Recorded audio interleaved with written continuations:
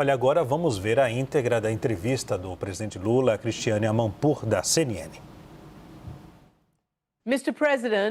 Senhor presidente, bem-vindo de volta ao nosso programa.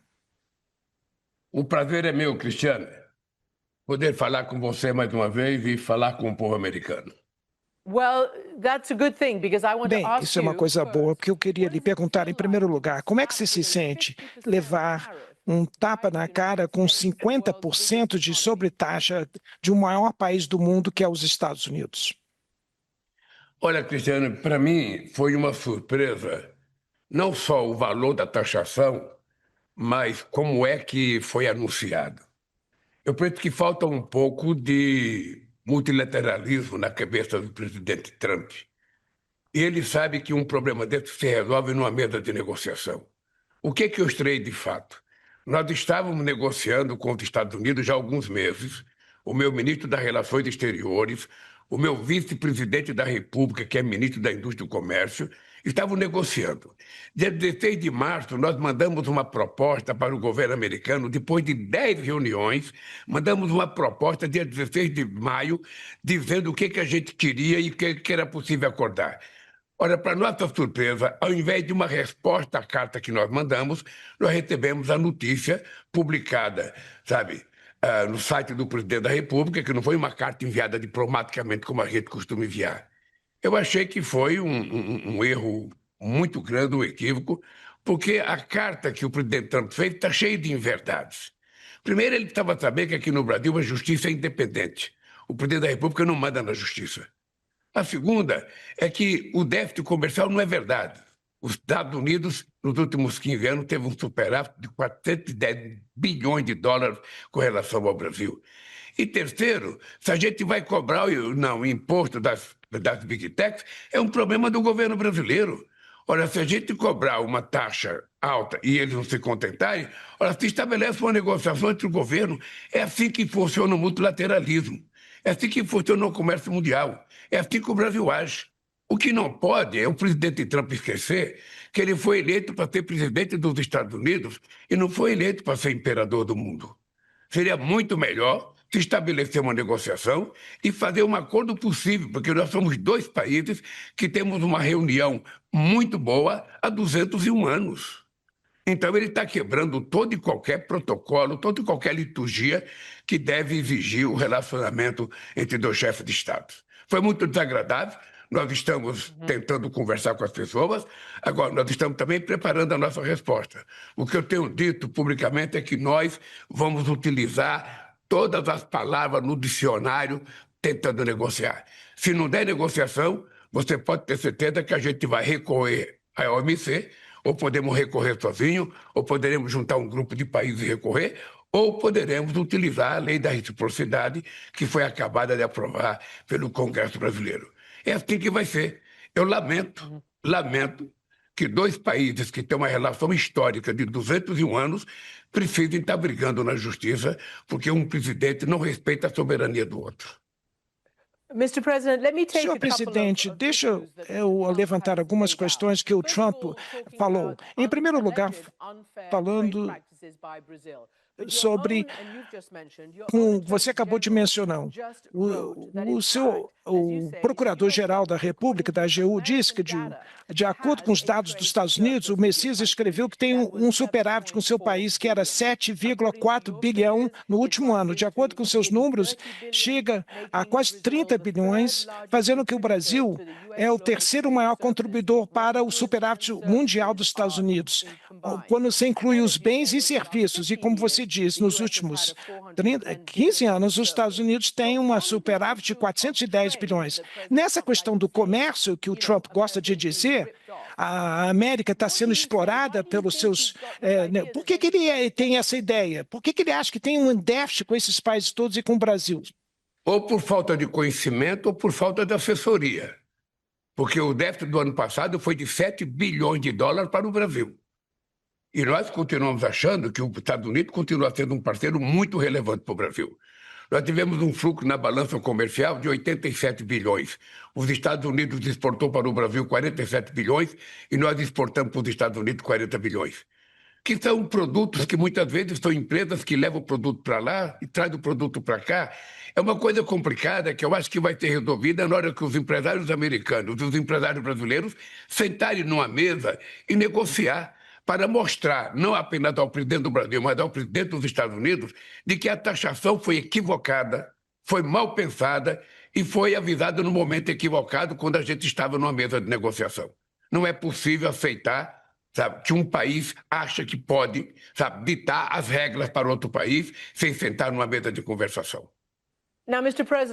Bem, presidente, uma segunda questão que você também mencionou é uma questão política. Aparentemente, o presidente Trump está dizendo que ele discorda com a investigação e o processo no tribunal do seu predecessor, o presidente Bolsonaro. Aqui que está o que o Trump disse. Isso é nada mais, nada menos do que um ataque sobre um oponente político, que eu sei muito, aconteceu comigo. 10 vezes eu fui acusado de coisas. Qual é a sua resposta para esse comentário do presidente Trump? Olha, a minha resposta, Cristiane, é que o Poder Judiciário brasileiro é independente. O presidente da República não tem influência no Poder Judiciário. Eu indico o ministro da Suprema Corte, ele é referendado pelo Senado ou não, ele toma posse e vai cuidar da nossa Constituição. Veja só, o Bolsonaro está sendo julgado não é porque ele é oposição. Porque é importante lembrar que eu perdi 3 eleições nesse país. É importante lembrar que a 5ª eleição que eu disputo, sabe, e também já ganhei 4 eleições. Eu e a minha sucessora Dilma Rousseff, vai para 5 eleições que nós ganhamos. E nunca houve ninguém nesse país que tentasse estabelecer a tentativa de golpe como o Bolsonaro fez. O Bolsonaro não está sendo julgado pessoalmente, ele está sendo julgado pelos atos que ele cometeu. Ele tentou dar um golpe, tentou derrubar a democracia, ameaçou sigilosamente, sabe, a morte do Alckmin, a minha e a do presidente do Tribunal Eleitoral Brasileiro. Ou seja, ele está sendo julgado por isso. E ontem o procurador-geral fez a denúncia. Ele certamente será condenado. Eu queria dizer uma coisa, Cristiane, para o povo americano. Se o Trump fosse brasileiro e ele tivesse feito aqui o que foi feito no Capitólio, ele também estaria sendo julgado. E, possivelmente, se tivesse ferido a Constituição de acordo com os ministros, ele também poderia ser preso. Bem, nesse momento, eu tenho que dizer, presidente, que o presidente Bolsonaro nega todas essas acusações, mas na maior parte, o seu filho, Eduardo, que é membro do Congresso, ele está nos Estados Unidos fazendo lobby para sanções contra o Brasil. E ele queria também sanções contra o presidente do Supremo. E agora o Trump está querendo não só sanções no Supremo, mas agora sobre o povo brasileiro com 50% de tarifa. Os seus opositores têm sido fortes. O Bolsonaro está tentando obter esse resultado. Eles querem que você abandone as acusações contra ele. Veja, primeiro, não é o presidente Lula que acusa. É o Ministério Público que faz a acusação. E quem julga é a Suprema Corte. O Lula não tem nada a ver com isso. É importante, Cristiano, lembrar que eu fui julgado por essa mesma corte. É importante lembrar que eu perdi 3 eleições nesse país e nunca criei nenhum problema. Perdi as eleições, me preparei para ganhar outra. O que não dá é para você não levar em conta que você teve um período na presidência da República, um cidadão que contava 11 mentiras por dia, que instigava o ódio, que abusava da democracia, achando que democracia é baderna, é de respeito aos direitos humanos, de respeito às mulheres, de respeito aos negros, de respeito aos indígenas, de respeito aos sindicatos, de respeito à Suprema Corte. Ou seja, começou a inventar que ele ia ser roubado, ele sabia que ele ia perder as eleições. Quando eu estava preso, a pesquisa dizia que eu ganharia as eleições dele. Ora, e ele, talvez com essa história de que foi roubado, de que e foi tentar dar um golpe, e depois, de forma covarde, fugiu para os Estados Unidos antes de me dar posse. Ou seja, esse país aqui é um país que merece respeito. E o presidente Trump tem que respeitar, sabe, a soberania desse país. A soberania da Suprema Corte, a soberania do Poder Legislativo, a soberania do Poder Executivo, como eu respeito a soberania americana. Ora, o presidente Trump tem o direito de taxar os produtos americanos, os produtos brasileiros ou de qualquer outro país do mundo. Mas seria muito mais correto a gente sentar numa mesa de negociação ir na OMC negociar? Porque a verdade nua e crua é essa. O presidente Trump está querendo destruir a coisa mais sagrada que aconteceu depois da Segunda Guerra Mundial, que foi o multilateralismo. O multilateralismo permitiu que os estados pudessem conviver em harmonia, sentados e tentar resolver os seus problemas negociando. Não é a supremacia da força, sabe, de um contra o outro. Eu vou dizer para você uma coisa, a taxação tarifária não resolve nenhum problema, pode criar muitos outros problemas. E é importante lembrar que o tarifaço vai criar problema também para o povo americano, não é só para o povo brasileiro. Eu aqui vou tentar resolver os meus problemas. Nós estamos conversando com os empresários, estamos conversando com os produtores agrícolas, estamos conversando com os pescadores, estamos conversando com os sindicatos. Nós vamos encontrar uma solução e vamos dar uma resposta, não pelo site, numa carta oficial do presidente da República do Brasil ao presidente Trump, para ele saber que respeito é muito bom, eu gosto de dar e gosto de receber.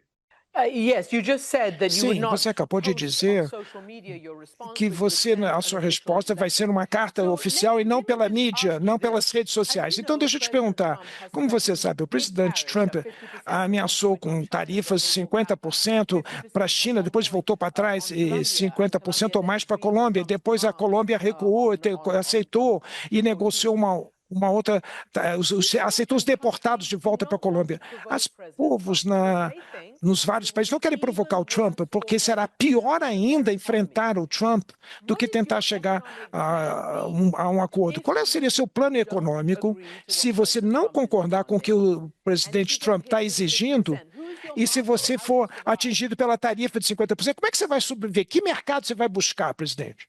Cristiane, primeiro, se eu responder para você qual é a minha estratégia, ela não vai valer mais. Então, deixa eu lhe falar. Eu disse para você que eu estou discutindo. Eu só queria contar uma coisa para você, Cristiano. Em apenas 2 anos e meio de governo, eu criei 379 novos mercados para os produtos brasileiros no mundo. E eu tenho viajado muito.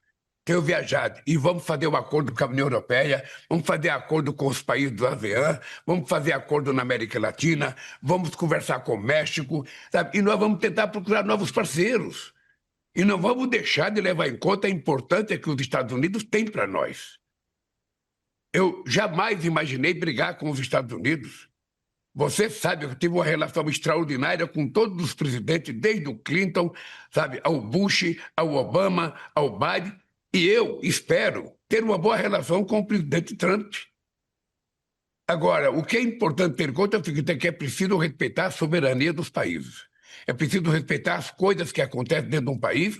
Sabe? Falar em desmatamento no Brasil, o Brasil é o país que mais leva a sério a questão do clima.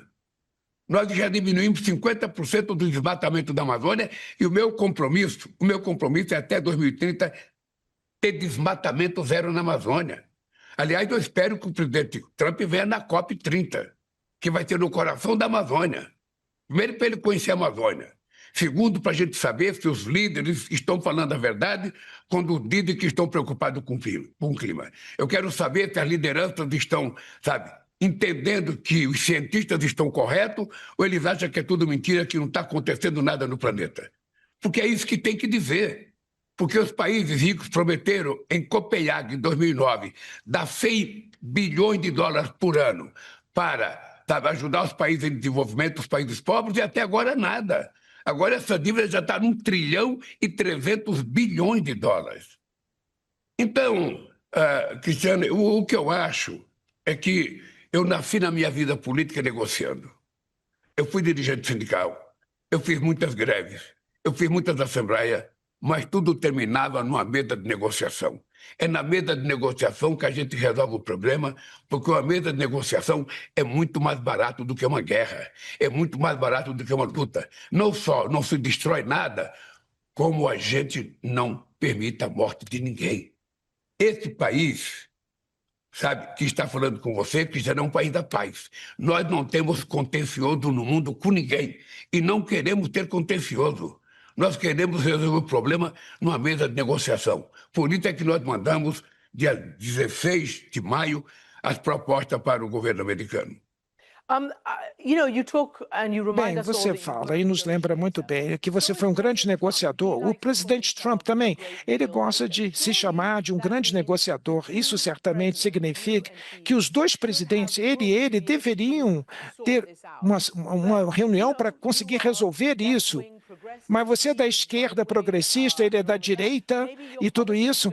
Talvez a política de vocês dois não equivale. Tem alguma coisa que está acontecendo entre vocês dois. Você disse que o comércio do Brasil com os Estados Unidos representa 1,7% do PIB total do Brasil. Então, não é que o Brasil não poderia sobreviver sem os Estados Unidos. É isso que você disse aí para a mídia. Você acha, então, que o seu país e talvez outros, como o BRICS e outros países, serão capazes... Fica a prova de Trump estabelecer um comércio, um mercado separado, independente dos Estados Unidos, para se protegerem contra essas tarifas unilaterais que os Estados Unidos está impondo? Cristiano, deixa eu te dizer uma coisa muito sincera. Eu não sou um presidente progressista, eu sou o presidente do Brasil. Eu não vejo o Trump como presidente de direita, eu vejo ele como presidente dos Estados Unidos. Ele foi eleito. Ele tem o respaldo do povo americano. Então, não importa se eu gosto ou não gosto dele, se ele é de direita ou de esquerda, importa que ele é o presidente dos Estados Unidos, importa que eu sou o presidente do Brasil. Nem os Estados Unidos tem outro, nem aqui no Brasil tem outro. Sou eu e ele. Então, a melhor coisa do mundo é sentar numa mesa para conversar. Essa é a melhor coisa do mundo.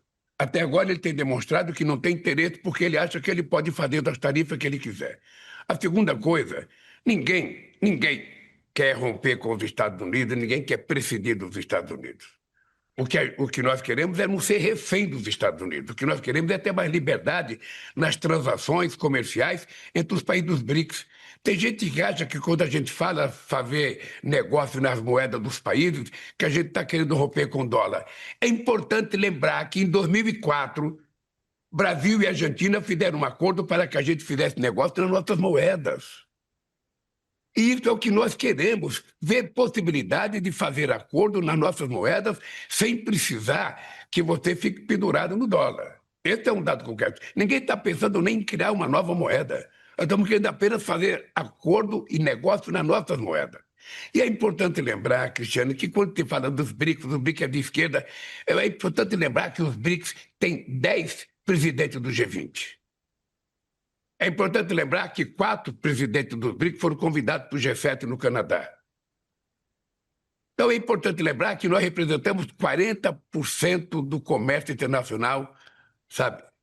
E é importante lembrar que nós temos 25%, sabe, do PIB mundial. Além do que, nós temos praticamente metade da população. E nós não queremos brigar com ninguém. O BRICS não foi criado para a gente brigar com nós, não. O BRICS foi criado para que a gente, os iguais, discutam de forma iguais os seus problemas. Eu, por exemplo, tenho interesse muito na África, eu tenho interesse na América Latina. O Brasil é um país importante na América Latina, importante para a África, e nós queremos estreitar nossas relações. E nós queremos comprar e vender o que for possível. O Brasil é um país em busca de paz e tranquilidade. É assim que nós buscamos paz na Ucrânia, é assim que nós buscamos paz, sabe, em Gaza, é assim que nós queremos paz no continente africano, sobretudo no Congo. O Brasil não quer nem alimentar, nem participar de guerra. O Brasil quer paz e quer negociar. É importante que o governo americano saiba disso. Muito bem, então eu queria te perguntar, presidente, se você sente alguma empatia ou um conselho para o presidente Trump com relação ao presidente Putin. Você acabou de falar de paz na Ucrânia e você falou com o presidente Putin quando você visitou na desfile dos 80 anos do fim da Segunda Guerra, da vitória. Você sugeriu que você podia intermediar, mas você também viu o presidente Trump tentando convencer o presidente Putin, tentou se apresentar como negociador ou mediador, e o presidente Putin nem respondeu ao Trump. E o Trump está ficando muito frustrado com isso. Você também não teve muito sucesso com Putin para terminar com essa guerra. O que nós podemos falar para o presidente Putin, para você, presidente, ou para qualquer outra pessoa que queira terminar com essa guerra? O que fazer? Deixa eu te dizer o que deveria ser feito. Eu vou te dizer o que eu penso que deveria ser feito. Tá? Eu penso que era importante que se levasse em conta uma proposta feita pelo Brasil e pela China na criação de um grupo de amigos. Um grupo de amigos, escolhido pela ONU. O secretário-geral da ONU escolhe um grupo de amigos, de pessoas que não estejam envolvidas no conflito, vai à Rússia, ouve o Putin, vai à Ucrânia, ouve o Zelensky, e faz uma proposta alternativa àquilo que os dois querem. Porque aquilo que os dois querem, aquilo que o Zelensky acha que é a única condição para ele fazer um acordo, aquilo que o Putin acha que é a única condição, não vai acontecer. Essa guerra não vai ter vencedor. Então, o que é importante é que tem uma nova proposta a ser feita. O problema é que não tem interlocução no mundo. Você acha? Eu fiquei feliz quando eu vi o Trump falar que ia negociar essa guerra da Ucrânia e da Rússia. Eu fiquei feliz. Embora eu tenha divergência do Trump, eu fiquei feliz quando eu vi a notícia de que ele estava disposto a ajudar a parar essa guerra. Agora, essa semana, eu ouvi ele dizer que ele vai vender mais armas. O mundo está muito estranho, Cristiano. Você veja o negócio, o mundo aumentou. Os países da OTAN aumentaram em 5% do PIB o seu orçamento para comprar armas. E tem 733 milhões de pessoas que estão morrendo de fome. Tem outros bilhões que não têm assistência médica. Tem outros bilhões que não têm água para beber. Tem outros bilhões que não têm saneamento básico. Esse dinheiro que está sendo carreado para comprar armas deveria estar sendo carreado para ajudar os mundos pobres a se desenvolver um pouco. Porque quando o mundo pobre se desenvolver, quem vai ganhar dinheiro são os países ricos, que têm o que exportar. Mas nem essa compreensão eles têm. Então, eu acho que era importante entender, não tem interlocutor para resolver esse problema da paz. É preciso que a ONU assuma a coordenação, e é preciso que o Putin e os Zelensky concordem com a coordenação, com um grupo de países que façam uma proposta alternativa ao que eles querem. Porque, senão, essa guerra não vai ter fim. E eu espero, sinceramente, que o presidente Trump, ao invés de alimentar mais armas, seja mais cuidadoso para tentar fazer a paz. Ele tem força, ele pode. A mesma coisa eu penso do presidente Xi Jinping. Ele poderia ter mais influência na Rússia. Então, se você não tiver interlocutor, essa guerra vai continuar. É como Gaza. O que está acontecendo em Gaza? O Netanyahu não respeita ninguém, não respeita a decisão da ONU, não respeita a decisão dos Estados Unidos, não respeita nada. O Netanyahu está predestinado a ficar no governo, e para ficar no governo tem que fazer guerra, tem que matar mulheres e crianças. É esse mundo que nós queremos? Os Estados Unidos fazem parte do Conselho de Segurança, a China faz parte do Conselho de Segurança, a Rússia faz parte do Conselho de Segurança, a Inglaterra faz parte e a França. Onde estão o Conselho de Segurança da Paz, o Conselho de Segurança da ONU permanente, que não resolve esse problema? Quem é o interlocutor? Ninguém. Todo dia eu vejo nos jornais, alguém pediu cessar-fogo. E no dia seguinte, Netanyahu mata mais um monte de mulher e criança. Agora mesmo matou criança que estava pegando água. Outro dia matou criança que estava buscando comida. Ou seja, cadê a governança mundial que tem que interceder? A governança mundial deveria ser feita pelos 5 membros do Conselho Permanente da ONU, que todos eles são produtores de armas e todos eles já participaram de guerra. Os Estados Unidos invadiu o Iraque sem decisão da ONU, a Inglaterra e a França invadiram a Líbia sem decisão da ONU e o Putin invadiu a Ucrânia sem decisão da ONU. E nessa guerra de Gaza não tem interlocutor e em outras guerras da África. Então, Cristiano, falta governança mundial. Falta governança. Acho que os 5 membros do Conselho de Segurança deveriam se reunir e dizer o seguinte: olha, é preciso mudar o Conselho de Segurança porque nós não estamos tendo competência de resolver os problemas. Vamos criar uma outra governança. Aí tem que entrar a representação da América Latina, da África, do Oriente Médio, a Índia tem que entrar, a Alemanha tem que entrar, o Japão tem que entrar. Ou seja, vamos mudar para ver se a gente consegue estabelecer pelo menos a esperança de que o mundo vai ter mais paz do que guerra. Eu entendo. Nós queremos a paz, não tem dúvida. Eu queria te perguntar, finalmente, o que você vai dizer ao povo brasileiro quando você falar em rede nacional sobre a crise da tarifa e que é uma crise que já aconteceu em mais de uma década, a maior crise entre o Brasil e os Estados Unidos. O que você vai dizer ao povo brasileiro sobre isso, presidente? Olha, eu ainda não vejo crise, Cristiano. Eu, sinceramente, eu acho que em negociação é assim. Cada um fala o que quer, também cada um ouve o que quer. É assim. Como eu acho que o Brasil deseja estar bem com os Estados Unidos, estar bem com a China, estar bem com a Bolívia, estar bem com o Uruguai, com o Paraguai, estar bem com a Argentina. Eu não quero saber quem é o presidente desse país, eu quero saber que se tiver um presidente que foi eleito pelo povo e é com ele que eu quero negociar. Se o presidente Trump estiver disposto a levar a sério as negociações entre Brasil e Estados Unidos, eu estarei totalmente aberto e disposto a negociar com quem for necessário. Agora, o que é importante é o seguinte, a relação entre dois países não pode ser assim. Eu me considero imperador, tomo uma decisão e publico no jornal. Não é possível.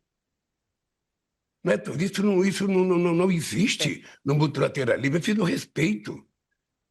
O Brasil tem dono. O dono do Brasil são 215 milhões de brasileiros, mulheres e crianças, pessoas idosas, pessoas jovens, sabe, que querem construir esse país.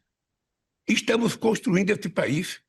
Quando eu cheguei na presidência em 2023, esse país estava terra arrasada. Esse país estava com desemprego, esse país estava com inflação, esse país não tinha crescimento econômico, esse país estava isolado do planeta Terra. Ninguém queria vir aqui. O Trump mesmo recebeu o Bolsonaro por 15 segundos. Nem o Trump queria conversar com ele. E agora o presidente Trump fazer uma carta para mim, colocando como condição de negociação não processar o Bolsonaro. Aí, sinceramente, não dá nem para acreditar. Eu, quando vi a carta pelos jornais, eu pensei que era um material apócrifo. E depois eu fui ver que era mesmo, sabe, uma coisa assinada pelo presidente Trump. Então, pode ficar certo que o Brasil, no momento certo, vai dar a resposta à carta do presidente Trump. Pode ficar certo. E no pronunciamento eu vou falar com o povo brasileiro sobre o que eu estou pensando. E, sinceramente, pode estar certo. Pode estar certo. O Brasil não gosta de encrenca. O Brasil gosta de negociar e gosta de paz. Os nossos empresários já estão fazendo reunião com o nosso governo e eu tenho pedido aos empresários para conversar com os seus contrapartes nos Estados Unidos, porque está cheio de empresário também fazendo críticas à decisão do governo americano. No momento certo, eu então vou anunciar a resposta do que o Brasil vai fazer.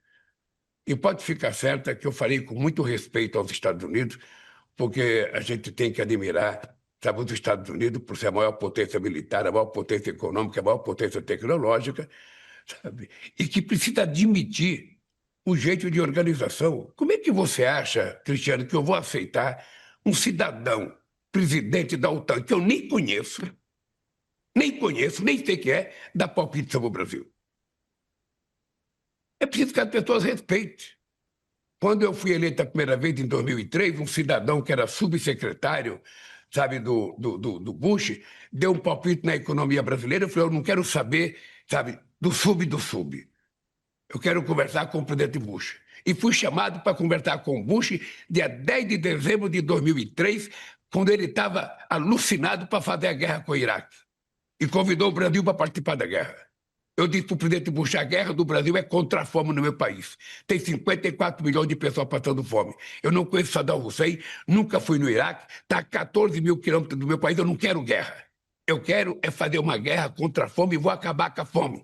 E acabamos com a fome no país. Agora que eu voltei, 15 anos depois, tinha 33 milhões de pessoas passando fome. Vou acabar com a fome este ano ainda, Cristiano. Este ano. Porque o meu lema aqui no Brasil é cuidar do Brasil, cuidar do povo brasileiro, não é cuidar dos interesses dos outros. É assim que eu ajo, é assim que eu acho que todos os presidentes deveriam funcionar. E é assim que eu peço ao presidente Trump. Sabe, o Brasil é um aliado histórico dos Estados Unidos. O Brasil preza a relação econômica entre o Brasil e os Estados Unidos. Mas o Brasil não aceita imposição. O Brasil aceita negociação. E que vença quem tiver razão.